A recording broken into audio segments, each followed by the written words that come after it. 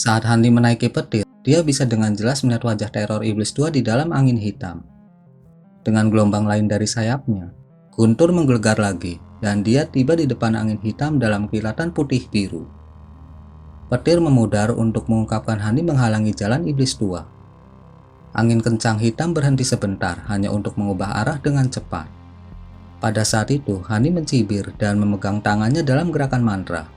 Dan petir bertepuk dari dalam dirinya. Perawakannya meledak beberapa inci ukurannya, tumbuh lebih tebal, dengan 4 lengan menonjol keluar dari dagingnya. Cahaya keemasan menerangi kulitnya hanya sesaat sebelum menghilang. Dalam sekejap mata, dia berubah menjadi pria besar dengan kekuatan dan perawakan yang luar biasa. Itu adalah transformasi setelah menggunakan lapisan ketiga dari seni Brightjet. Setelah transformasi itu selesai, dia mengangkat tangannya, memanggil api ungu di tangannya, dan dia menyatukannya untuk membentuk pedang api ungu besar. Setelah itu, sayap di punggungnya bergetar aneh dan dia melesat ke depan. Tapi tubuhnya secara aneh melengkung saat dia berangkat, dan sayapnya bergetar dengan frekuensi yang tak terbayangkan, menyebabkan udara di dekatnya melengkung dengan gerakannya. Dia menghilang dalam garis putih di sepanjang jalan. Ketika iblis tua melihat itu, dia tahu segalanya berubah menjadi yang terburuk. Melihat bahwa dia tidak bisa lagi melarikan diri, dia memusatkan kekuatan sihir di tubuhnya dan menyebabkan angin hitam yang mengelilinginya membengkak. Pada saat yang sama, dia membalik tangannya, menghasilkan perisai merah di depannya. Tepat saat dia akan mengaktifkannya, garis putih muncul di atasnya dan menghilang segera setelah itu muncul. Setelah itu, ada teriakan keras iblis tua. Perisai merah tua itu sekarang jatuh ke tanah bersama dengan bagian lengannya. Bagian lengannya yang lain tertutup es ungu. Tunggul lengannya halus dan licin, tidak meninggalkan setetes darah pun. Iblis tua kemudian menyadari bahwa celah tipis telah menembus angin hitamnya. Dia melihat ke arah serangan dan lengannya yang terputus. Karena ketakutan, dia buru-buru menunjuk ke perisai merah di depannya dengan sisa lengannya. Perisai itu terbang tinggi dan membungkusnya dengan layar api merah. Bersamaan dengan itu, dia melepaskan indera spiritual di sekitarnya, dengan bingung mencari dimanapun untuk melihat Handi. Pada saat itu, garis putih muncul kembali 30 meter di belakang iblis tua itu. Setelah berputar sekali di udara, itu berhenti dan mengungkapkan siluet Handi. Dia melihat Handi memeriksa tubuhnya sendiri. Kedua sayap di punggungnya berkibar dengan lembut, dan pedang ungu muda masih dipegang di tangannya. Meskipun transformasi 9 angin memiliki kekuatan yang besar, itu menempatkan beban yang terlalu berat pada tubuh. Hani bergumam pada dirinya sendiri. Bahkan dengan lapisan ketiga dari seni Brightjet, aku merasa sulit untuk menggunakannya bahkan sekali. Itu wajar saja. Hani mendengar suara anak laki-laki dengan nada ceroboh. Teknik itu adalah sesuatu yang didirikan oleh kultivator iblis tipe burung. Sebagai manusia, Anda tidak akan dapat benar-benar menggunakan teknik itu bahkan dengan bantuan sayap badai petir. Beban yang jauh lebih besar akan ditempatkan pada tubuh Anda daripada kultivator iblis burung biasa setelah secara paksa menggunakan teknik itu. Sedangkan untuk seni Brightjet, Anda paling banyak hanya dapat menggunakan lapisan ketiganya beberapa kali. Memaksakan lagi akan menyebabkan tubuh Anda cepat jatuh ke dalam kondisi roboh. Jika Anda berencana untuk memanfaatkan sepenuhnya teknik itu, Anda sebaiknya mengembangkan lapisan berikutnya dari seni Brightjet. Jadi seperti itu, Hani menghela nafas. Meskipun saya memanfaatkannya beberapa kali ketika saya mengolahnya, saya tidak merasakan tekanan penggunaan karena saya berada di ruang yang terbatas. Dia melambaikan tangannya dan menyebarkan pedang ungu yang dia pegang. Anak itu kemudian terkekeh dan tidak berbicara lagi. Mengikuti kemunculan Handi, iblis tua itu segera menemukan jejaknya. Namun bentuk anak binatang langit tidak dapat dideteksi olehnya. Dia juga tidak dapat mendengar transmisi suaranya. Yang dia dengar hanyalah Handi dengan lembut bergumam pada dirinya sendiri. Kebingungan berkedip dari matanya. Dia dengan cepat menampar kantong makhluk roh di pinggangnya. Cahaya hitam tiba-tiba menyala, memanggil ular piton berkepala dua berwarna hitam legam. Meskipun panjangnya hanya 10 meter, kepalanya yang bercabang 3 dan ki hijau yang bocor dari mulutnya menunjukkan sifatnya yang sangat berbisa. Kemudian, Santo Agung 6 Jalan membuka mulutnya dan meludahkan benda yang dibungkus dengan cahaya hitam. Benda itu berputar sekali di udara dan cahayanya memudar untuk menampakkan bendera putih kecil. Mengikuti mantra dari iblis tua, itu secara besar-besaran meluas hingga setinggi 3 meter. Ketika Hani melihat spanduk itu, dia tidak bisa membantu tetapi mengungkapkan keterkejutannya. Tiang spanduk ditempa dari tulang manusia dengan kabut hitam di permukaannya. Karakter jimat abu-abu samar-samar bersinar darinya, dan ada 3 tengkorak berbeda yang tertanam di dalamnya. Semuanya mengenakan senyum sinis, menunjukkan taring tajam mereka yang bengkok. Tawa mereka mengguncang darah orang yang mendengarnya. Dengan teriakan lembut, iblis tua itu menekankan tangannya ke tulang spanduk.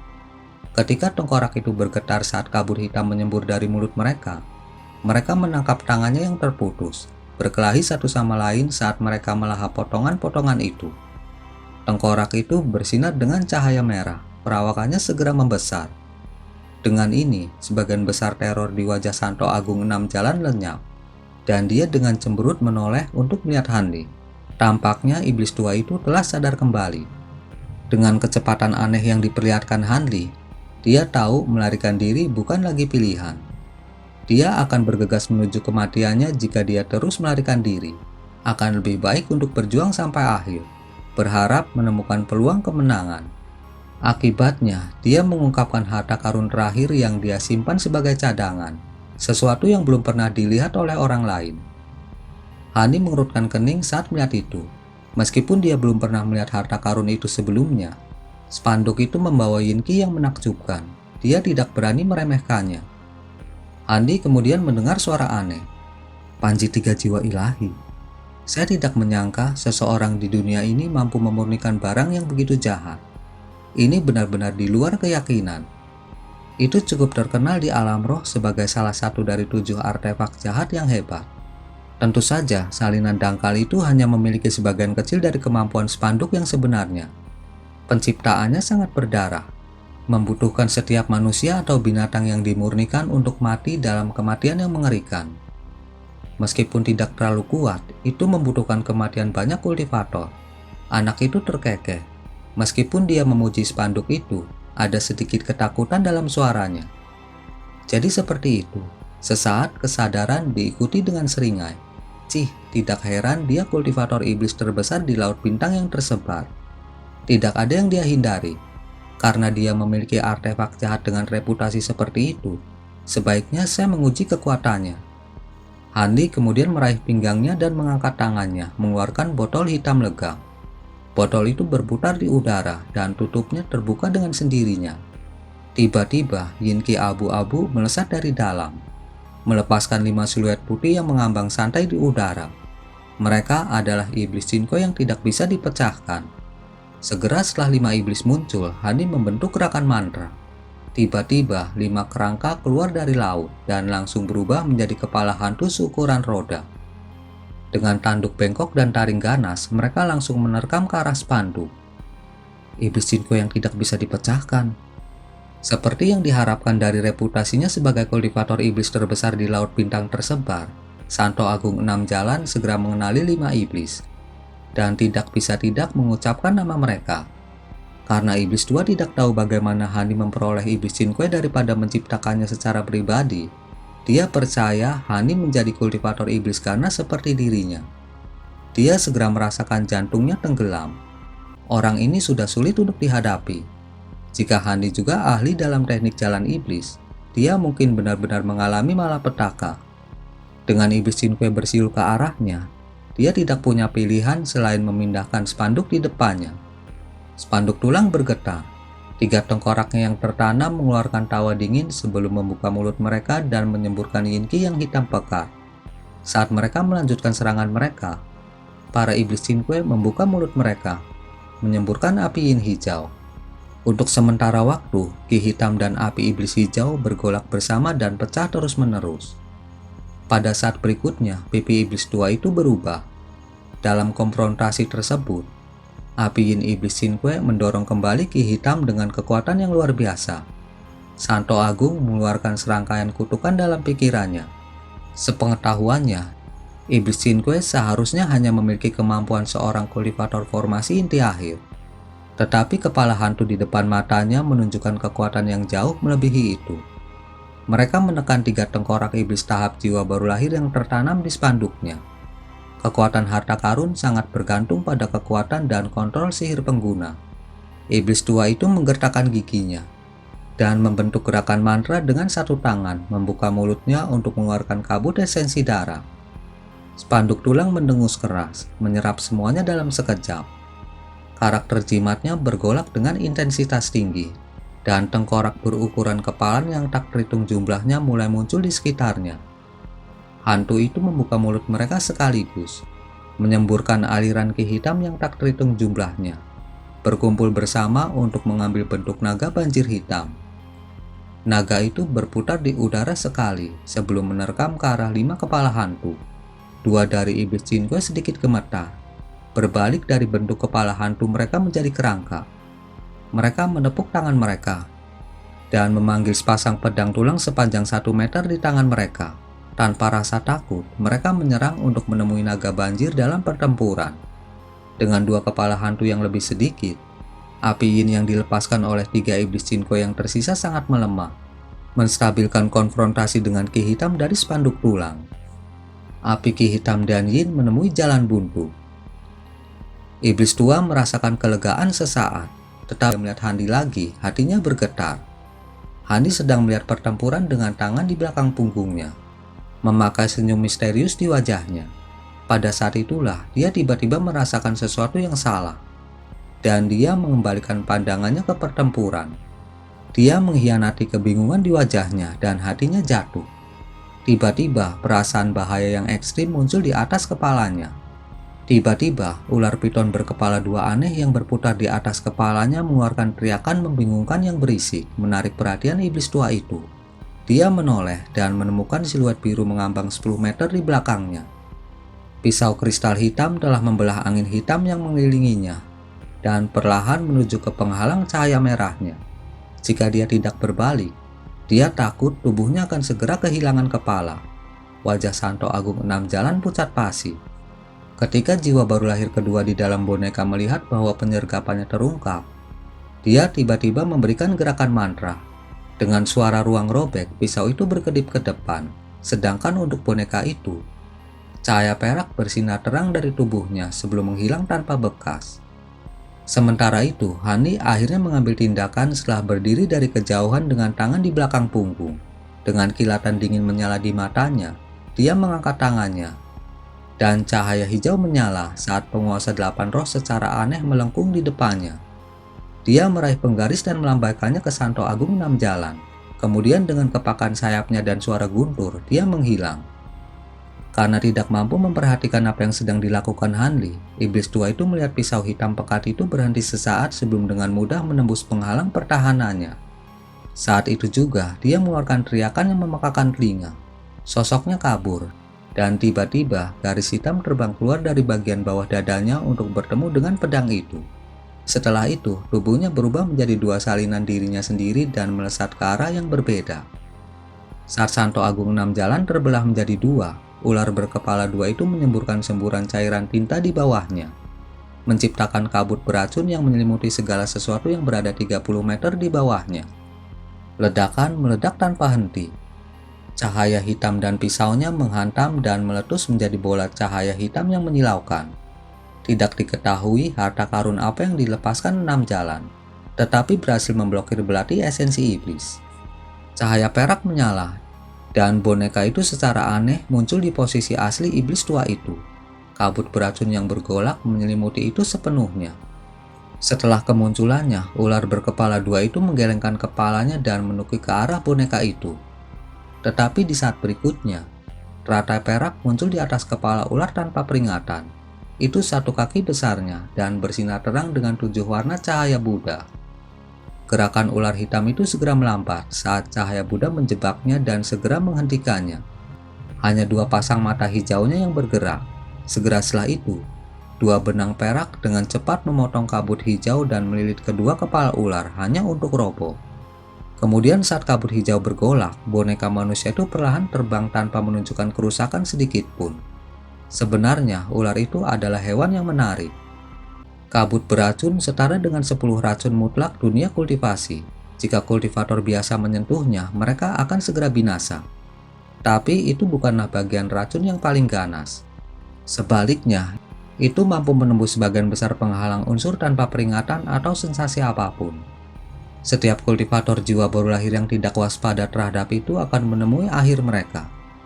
Itulah alasan iblis tua bekerja keras untuk memelihara makhluk roh itu. Bertentangan dengan ekspektasi, boneka itu tidak memiliki daging, sehingga membuat racun menjadi tidak efektif sekuat apapun itu dan membiarkan ular itu dibunuh dengan mudah. Salah satu hantu Santo Agung 6 Jalan memiliki hubungan mental dengan ular hitam. Segera setelah merasakan saat ular itu mati, dia memperlihatkan sedikit ketakutan di wajahnya.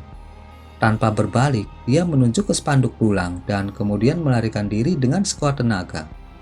Spanduk bergetar di depan cahaya hitam, bersinar terang seolah hendak terbang ke langit. Pada saat itulah, busur petir biru melintas di atas bayangan saat Hanli terlihat. Dengan cahaya biru berkedip dari matanya, dia melihat ke bawah dan melambaikan tangannya, menciptakan jaring petir di bawahnya. Kemudian, dia memanggil kuali biru kecil dengan membalikkan tangannya yang lain, melepaskan benang biru yang tak terhitung jumlahnya secara bersamaan.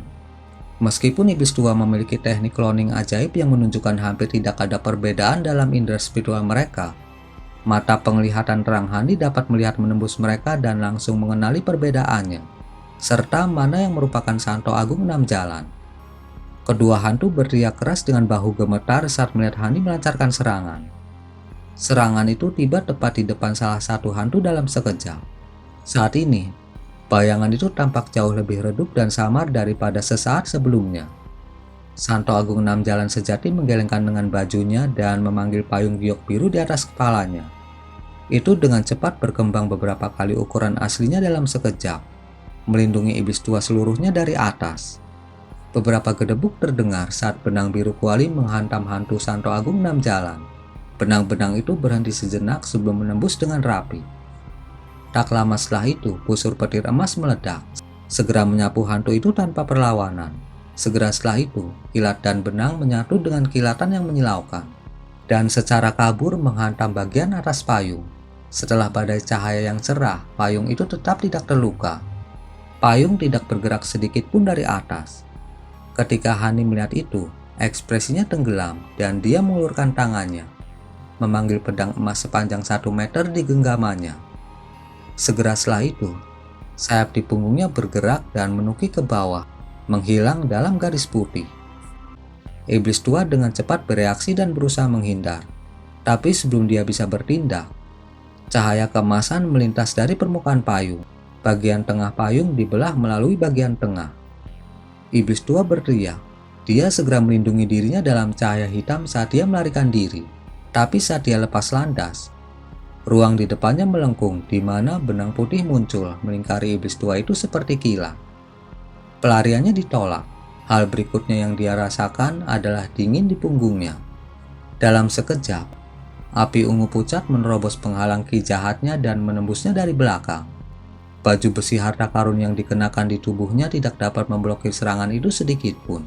Selain rasa sakit yang tajam, lelaki tua itu hanya bisa mendengar desahan samar dari belakangnya.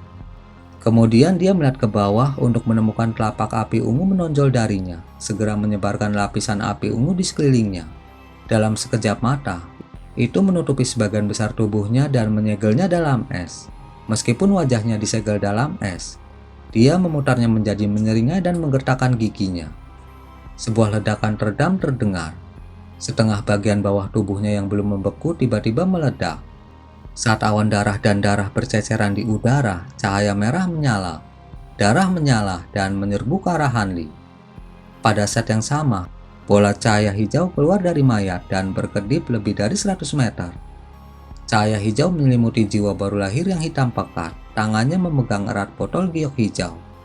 Hanli menggelengkan lengan bajunya, melepaskan semburan api ungu yang segera memadamkan api iblis. Namun dia tidak mengambil tindakan lebih lanjut untuk mengejar iblis tua itu. Sikap tenang Hanli hanya menyebabkan jiwa baru lahir iblis tua melarikan diri dengan panik.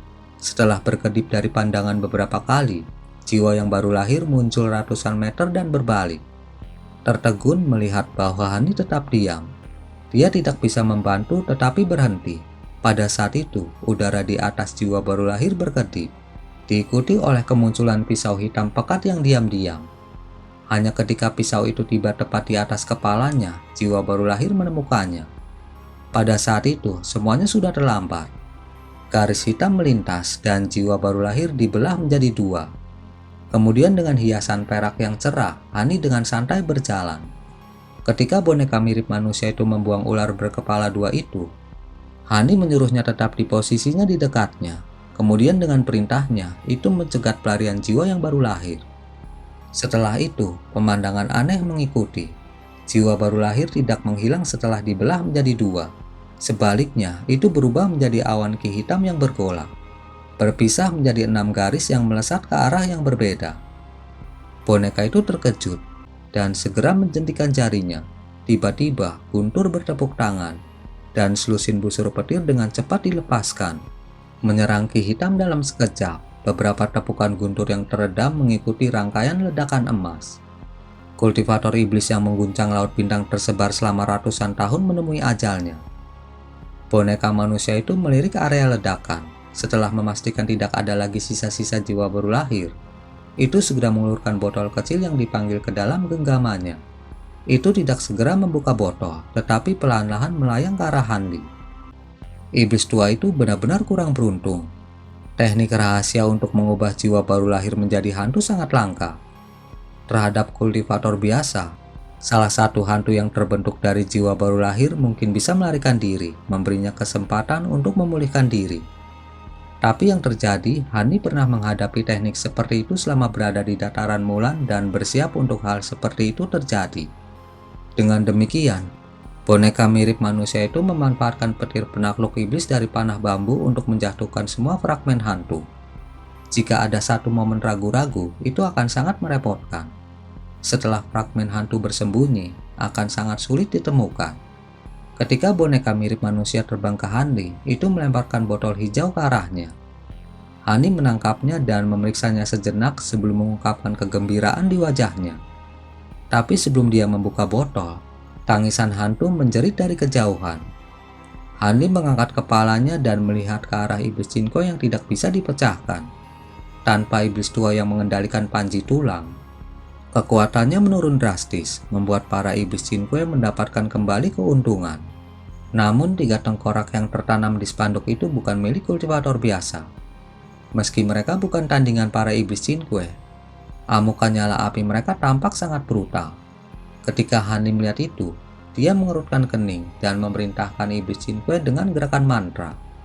Tiba-tiba 3 dari iblis Cinque terbang, kembali ke bentuk rangka aslinya. Kedua iblis yang bertarung dengan kabut naga banjir juga mundur. Sebelum naga banjir dan 3 tengkorak dari spanduk bisa melanjutkan serangan mereka, iblis Cinque semuanya membentuk gerakan mantra dan membuka mulut mereka. 5 api es dengan warna berbeda keluar dan menyatu bersama, menciptakan semburan api pelangi. Naga banjir ki hitam adalah yang pertama bertemu dengan nyala api, dan hasilnya seperti yang diharapkan. Di bawah api pelangi, gerakan naga banjir hitam melambat. Dalam sekejap mata, gerakannya secara bertahap menjadi semakin lambat hingga hampir diam. Iblis Cinque kemudian bersiul panjang. Bilah es pelangi seukuran telapak tangan yang tak terhitung jumlahnya melompat keluar dari api, merobek naga banjir hitam sampai hanya tersisa ki hitam, hanya untuk dibakar habis oleh api. Ketiga tengkorak itu bernasib lebih buruk dari naga banjir. Ketika ki hitam yang mereka ludahkan menyentuh api pelangi, itu melambat dan segera terhapus oleh nyala api. Ketika tengkorak melihat api perlahan mendekat, jejak ketakutan muncul dari mata mereka dan rengekan mereka semakin keras. Para iblis Cinque terkekeh, dan segera api es dari mulut mereka berhenti, tiba-tiba berubah menjadi 5 garis abu-abu ke lautan api. Pada saat berikutnya, ketika api pelangi hampir tiba di bagian atas spanduk tulang tempat tinggal 3 tengkorak, 5 awan ki abu-abu terbang keluar dari api dan mengambil bentuk kepala hantu yang jahat. Mereka memamerkan taring mereka dengan kegembiraan dan melaju ke depan tanpa hambatan apapun. Retak, 5 kepala hantu itu dengan ganas menggigit 3 tengkorak itu. Tentu saja ketiga tengkorak itu tidak akan menerima nasib mereka. Mereka menyerang balik iblis-iblis Cinque. Tiba-tiba, teriakan keras dan aneh terdengar saat kepala hantu dan tengkorak saling merobek dengan gigi mereka. Karena sejumlah besar ki hitam yang mereka keluarkan sebelumnya, ketiga tengkorak itu agak lemah. Posisi mereka bahkan lebih buruk karena mereka kalah jumlah. Dalam sekejap mata, 2 dari 3 tengkorak itu terkoyak oleh 4 kepala hantu dan dimakan dengan suapan besar. Butuh semua kekuatan kepala hantu terakhir untuk menangkal kepala hantu kelima untuk saat ini. Ketika Hani melihat itu, dia tersenyum puas. Sementara itu, kuali kecil yang dia pegang di tangannya mendesah pelan. Kenapa? Apakah rekan Daois binatang langit punya saran untuk api pelangi glasial saya? Omong kosong. Tapi api pelangi glasial Anda mengingatkan saya pada 5 teknik tipe elemen dari alam roh. Setelah teknik itu sepenuhnya digunakan, mereka dibagi menjadi 5 warna seperti api glasial Anda. Namun api glasial Anda sangat dingin. Jika lawan salah mengira apimu sebagai teknik elemen, mereka akan sangat menderita. Cahaya biru menyala dan seorang anak laki-laki berjubah biru muncul di atas kuali surgawi. Dia memiliki bibir merah, gigi putih, dan sepasang kaki putih montok. Dia berbicara dengan santai saat dia melirik ke arah iblis Cinque. Teknik elemen, Hani bertanya dengan kaget. Itu benar. Anak laki-laki itu tersenyum dengan sedikit ejekan.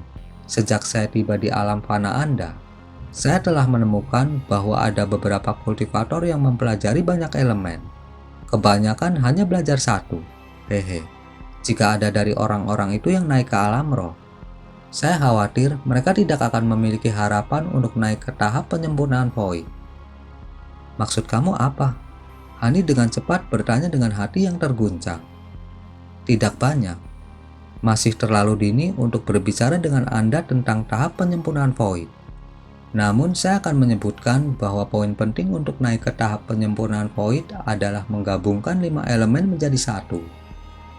Jika Anda berhasil meningkatkan diri Anda ke tahap transformasi dewa, akan lebih baik bagi Anda untuk mengembangkan sebanyak mungkin 5 elemen yang Anda bisa. Elemen aneh seperti angin dan kilat terlalu sulit untuk digabungkan. Dengan cara ini, Anda akan memiliki peluang lebih besar untuk menerobos ke tahap penyempurnaan void.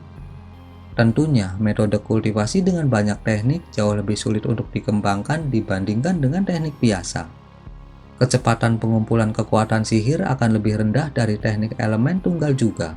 Jika kamu tidak memiliki harapan yang tinggi untuk mencapai tahap penyempurnaan void, akan lebih baik jika kamu hanya mengembangkan satu elemen. Hani tercengang dengan kata-kata itu. Setelah beberapa lama, dia akhirnya memaksa dirinya untuk berkata, 5 elemen menjadi satu. Itu cukup merepotkan. Seni pedang esensi Azure saya hanyalah teknik yang dikaitkan dengan kayu. Adapun teknik terkait angin dan petir itu bisa dimengerti. Bagaimanapun, mereka adalah varian elemen yang dibentuk dengan menggabungkan yang lain. Tetapi bukankah saya harus mengembangkan teknik yang sesuai dengan akar spiritual tubuh saya? Mungkinkah akar spiritual surgawi biasa di alam roh? Dan apakah kesengsaraan surgawi kecil yang Anda sebutkan? Apakah manusia di alam roh mengalami kesengsaraan yang mirip dengan binatang iblis yang bermetamorfosis? Anak laki-laki itu melontarkan senyum misterius dan terkekeh. Aku tidak menyangka beberapa kata-kataku akan menarik begitu banyak pertanyaan. Kalau begitu, saya akan memberi Anda sedikit penjelasan. Akar spiritual surgawi juga sangat langka di alam roh kami. Kekuatan dan sekte dari semua ukuran melakukan yang terbaik untuk menarik para murid ini. Bagaimanapun, mereka yang memiliki akar spiritual unsur tunggal akan mengalami kesulitan memasuki tahap penyempurnaan void. Akar spiritual surgawi jauh lebih sulit untuk dikultivasikan. Tetapi kultivator penyempurnaan void yang mereka hasilkan adalah hegemoni dan pemimpin sekte.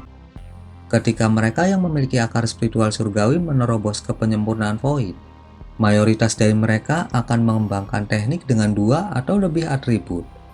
Adapun masalah dengan akar spiritual, itu mudah diselesaikan.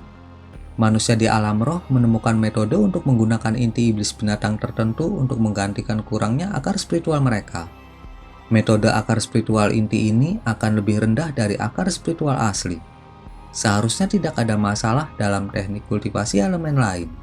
Tentu saja, Metode akar spiritual inti hanya dapat digunakan dengan akar spiritual yang sudah ada sebelumnya, atau manusia tidak bisa menggunakannya. Faktanya, ada metode di masa lalu yang menggunakan alat sihir dan harta karun sebagai pengganti akar spiritual. Namun, metode ini sangat berbahaya dan lambat, sehingga metode ini jarang digunakan. Ada para kultivator dengan 3 atau 4 akar spiritual yang berhasil menerobos ke tahap penyempurnaan void. Tetapi mereka semua memiliki ketekunan yang luar biasa. Mereka tidak bisa dibandingkan dengan kultivator biasa. Aha, apa yang disebut kesengsaraan surgawi kecil adalah sesuatu yang banyak dialami oleh semua kultivator di atas tahap formasi inti. Anak laki-laki itu berhenti sejenak sebelum melanjutkan. Di alam roh, para kultivator jiwa baru lahir dan transformasi dewa yang mengalami kesengsaraan setiap 300 tahun. Sehingga mendapatkan nama kesengsaraan kecil surgawi. Di ranah tengah, kultivator tingkat penyempurnaan void, integrasi tubuh, dan kenaikan besar mengalami kesengsaraan besar setiap 3 tahun. Adapun para kultivator di tahap terakhir yang naik ke alam abadi sejati, mereka mengalami kesengsaraan abadi. Biasanya, jika kultivasi Anda tidak lagi berkembang, kesengsaraan berikutnya akan jauh lebih kuat daripada yang terakhir. Juga, peningkatan kelimpahan ki spiritual di alam roh mengarah pada kecepatan yang lebih besar dalam kultivasi. Tetapi begitu seseorang mengembunkan jiwa yang baru lahir, itu adalah perlombaan melawan waktu. Banyak kultivator terkenal meninggal setiap tahun karena kesengsaraan. Rekan Taoisan pasti berpikir bahwa Anda tidak akan memiliki masalah melewati tahap penyempurnaan void. Meskipun tahap kultivasi ini secara teknis memiliki umur yang tidak terbatas yang menyediakan cukup esensi duniawi, hidup mereka tidak begitu damai atau lama.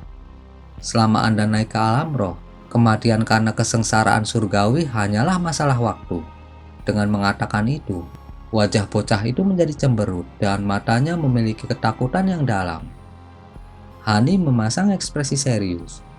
Anak laki-laki itu tidak banyak bicara, tetapi kata-katanya dengan jelas menggambarkan bahwa alam roh bukanlah surga.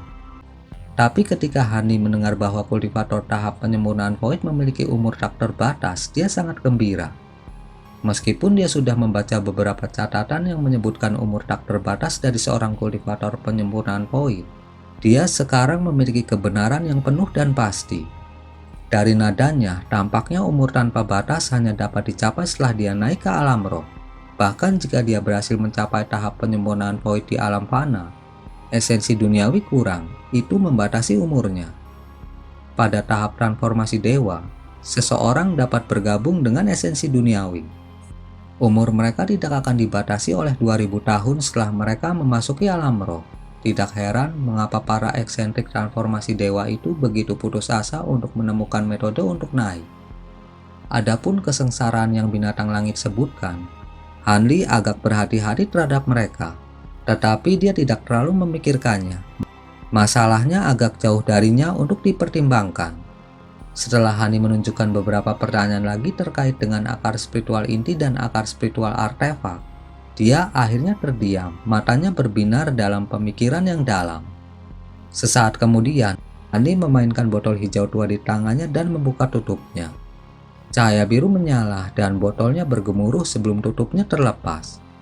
Pada saat berikutnya, dia menemukan bahwa sama sekali tidak ada apa-apa di dalamnya.